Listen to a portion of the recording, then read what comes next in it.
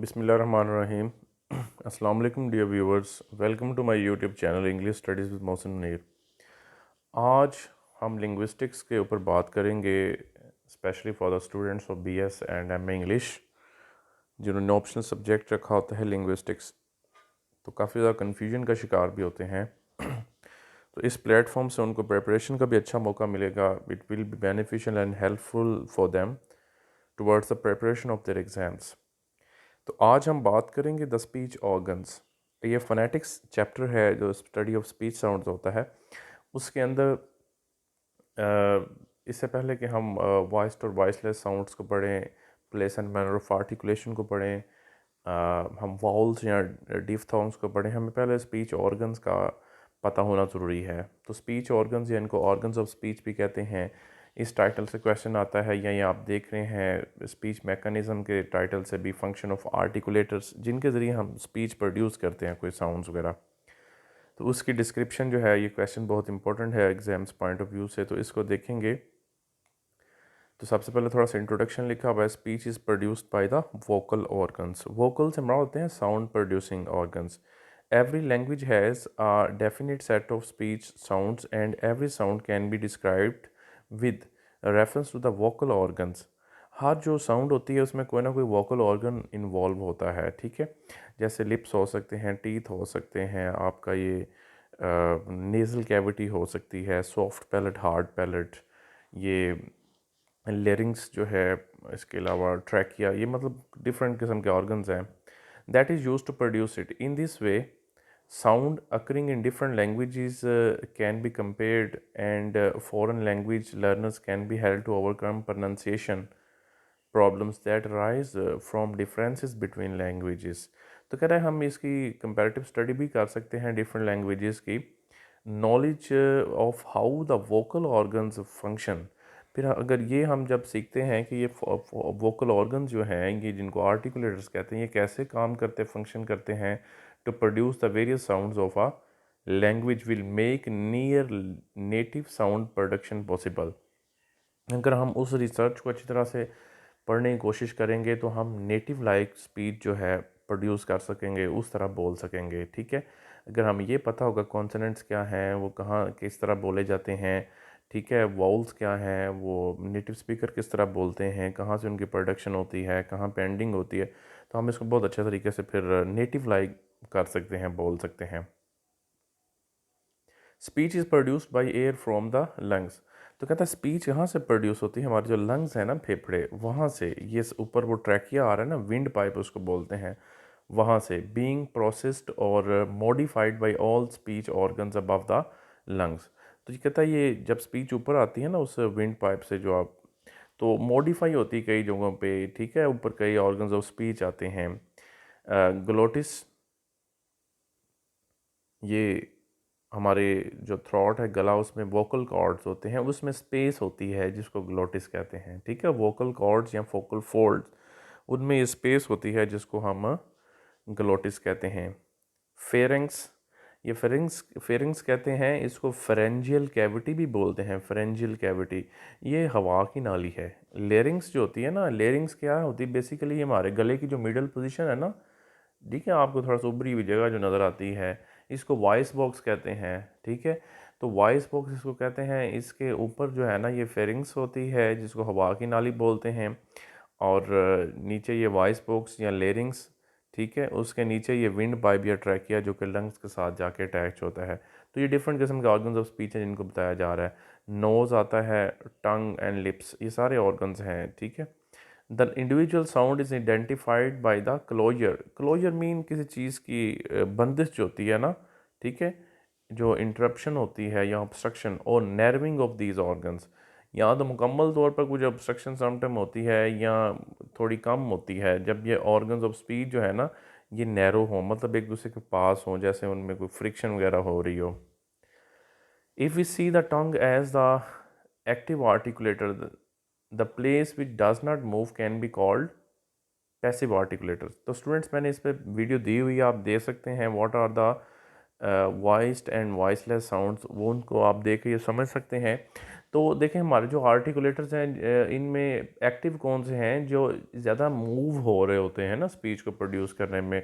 तो उसमें सबसे इम्पोर्टेंट जो चीज़ है वो हमारी टंग है जो कि एक्टिव आर्टिकुलेटर है। इस तरह ये हमारा जो लोअर लिप है ये भी तकरीबन एक्टिव आर्टिकुलेटर में आता है। बाकी ज़्यादातर जो आर्टिकुलेटर्स हैं ना या ऑर्गन्स ऑफ स्पीच हैं ये ज़्यादातर पैसिव आर्टिकुलेटर्स हैं।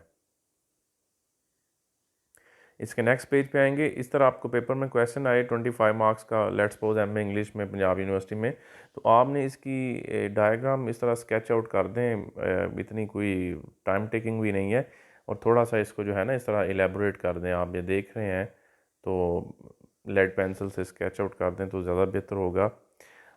तो देखें, the speech sounds often have their names from Latin name of the vocal organs का। ये लैटिन नेम्स हैं बेसिकली जहाँ से लिए गए हैं। नेज़ल साउंड्स वो होती हैं जब साउंड विंड पाइप से ऊपर आते हुए ना हमारे ये नोज़ की तरफ मूव कर जाती है। वो जो नेज़ल कैविटी होती है ना, ये 3 साउंड होती हैं, एम, एन और इंग। ये 3 साउंड्स होती हैं जो कि नेज़ल साउंड है जो नोज़ की तरफ मूव कर जाती हैं। म, न और इंग, ये 3 साउंड हैं।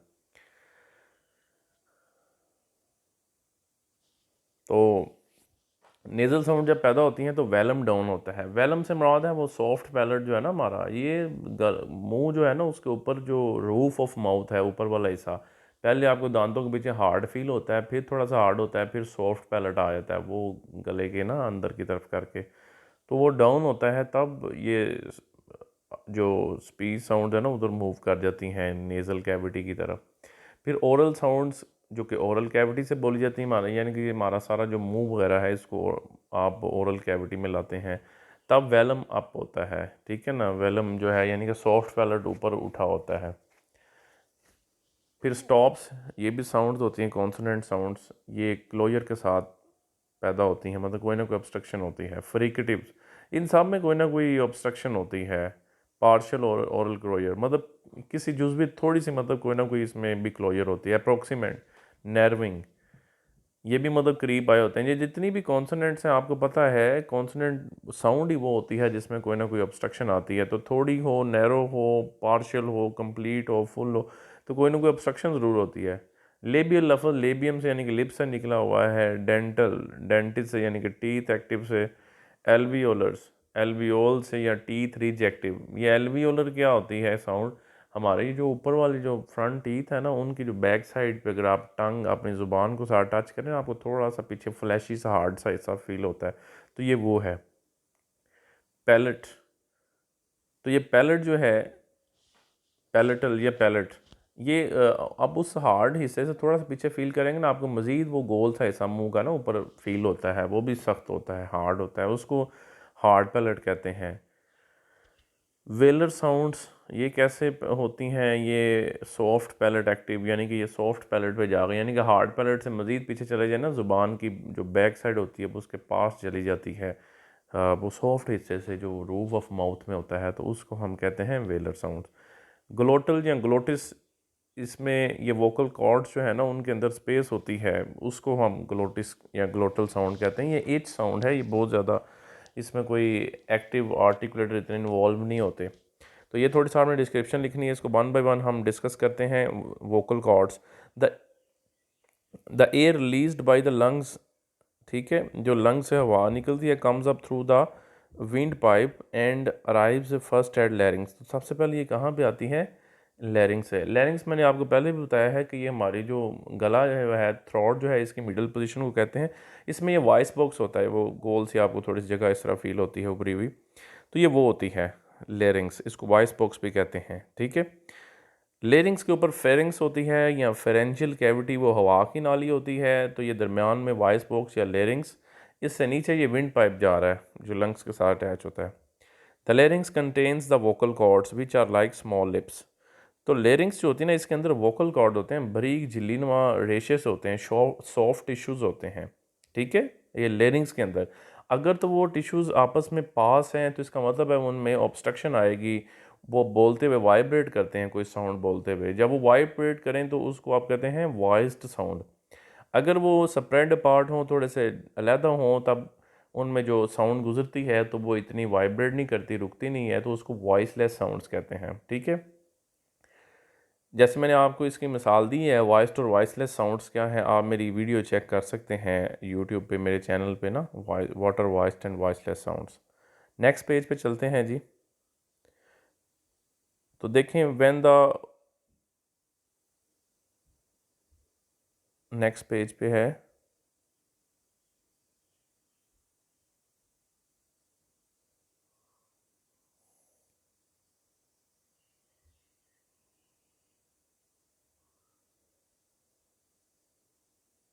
व्हेन द वोकल कॉर्ड्स, ये देखें, आर ब्रॉड नियर टुगेदर, जब वो पास होते हैं ये रेशे जो ये सॉफ्ट टिश्यूज़ हैं, and air is forced between them, तो एयर जो है ना फिर ज़ाहिर सी बात है वो फ्रिक्शन के साथ निकलती है, थोड़े दबाव के साथ, तो ये वाइब्रेट करते हैं, producing a musical sound. These sounds produced with the music vocal cords जो वाइब्रेट करते हैं are called voice sounds, and those produced with vocal cords not vibrating, जब वो वोकल कॉर्ड्स में फासला होता है, आर कॉल्ड वॉइसलेस साउंड्स। ठीक है, ये फ़र्ज़ करें दो कॉन्सोनेंट साउंड्स आप ले लें, पी और बी, प ब, आप दोनों अपनी उंगलियां जो है ना दोनों हाथों के अपने कानों में दे दें, फिर आप बोलें तो आपको किस में ज़्यादा फील हो रही है वाइब्रेशन, बोल के देखें, प ब, तो आपको वाजा ये देखें फील होगी, ब जो साउंड है ना उसमें वाइब्रेशन अपने थ्रोट में, तो वो वॉइस्ड साउंड होगी।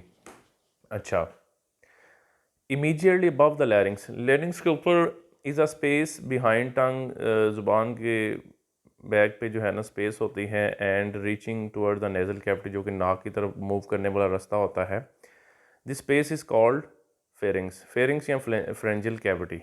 ठीक है, तो इसको हवा की नाली बोलते हैं। At the base of the tongue, मतलब ज़ुबान के पीछे करके, एंड प्रोजेक्टिंग इनटू फेरिंग्स, और फेरिंग्स की तरफ इज़ द एपिग्लोटिस। ठीक है ना, वो लास्ट में करके एपिग्लोटिस भी होता है, ये स्मॉल फ्लैप, ये ढक्कना सा होता है, which serves to prevent food from falling into the larynx, जो कि खाने को लेरिंग्स में यानी कि उस नाली में जो लेरिंग्स है उसमें जाने से रोकता है, उसको एपिग्लोटिस कहते हैं। उसके बाद पैलेट कहते हैं। पैलेट तीन हिस्से होते हैं जी, दो हिस्से बेसिकली, हार्ड पैलेट और soft palate. The roof of the mouth is divided into three parts, the alveolar और टीथ रिज। मैंने अभी आपको बताया है, आप अपने ऊपर वाले जो दांत हैं फ्रंट टीथ, उनके बैक साइड पे ज़ुबान टच करें, आपको वो थोड़ी सख्त सी बोनी सी रिज फील होती है, इसको एल्वियोलर रिज भी कहते हैं, बोनी रिज भी कहते हैं, फ्लैशी सा हिस्सा just behind the upper teeth, the hard palate and the soft palette और द वेलम।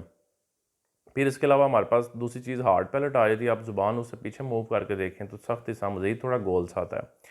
फिर उससे पीछे जाएं तो जहाँ पे ज़ुबान की बैक साइड आ जाती है, तो ऊपर जो सॉफ्ट सा हिस्सा है जिसको आप अपनी लैंग्वेज में तालू भी बोलते हैं, तो ये पैलेट में ये चीज़ें तीन आती हैं।